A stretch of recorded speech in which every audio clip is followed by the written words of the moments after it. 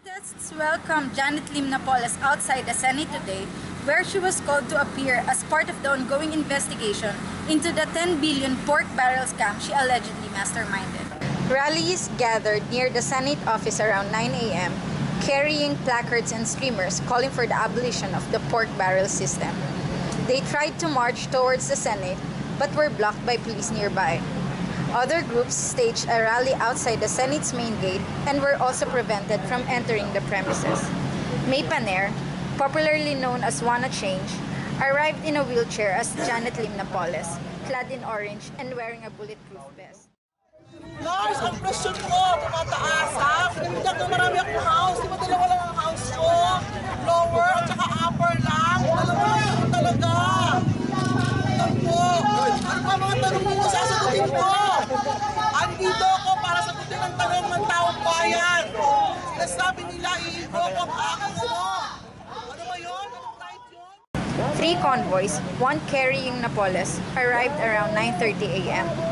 When asked whether the Senate would be fair in its investigation of the pork barrel scam, this is what some people had to say. Nakikita namin na dahil marami ang naging kakutsaba niya sa administrasyon ito, hindi pa nga nilalabas yung mga sa Liberal Party Ang tingin namin magkakaroon niya ng deal. Ibig sabihin, hindi yan magsasalita.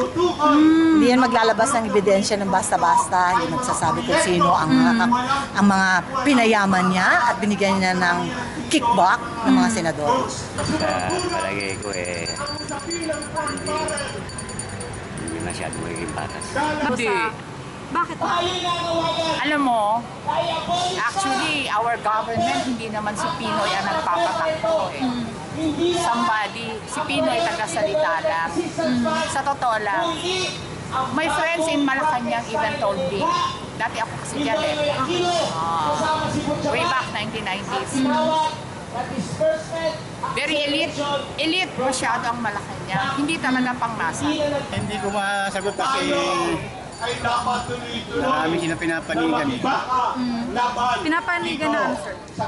Ay, Napoles. Ang papanigan This is Jamie Alona reporting for Inquirer.net.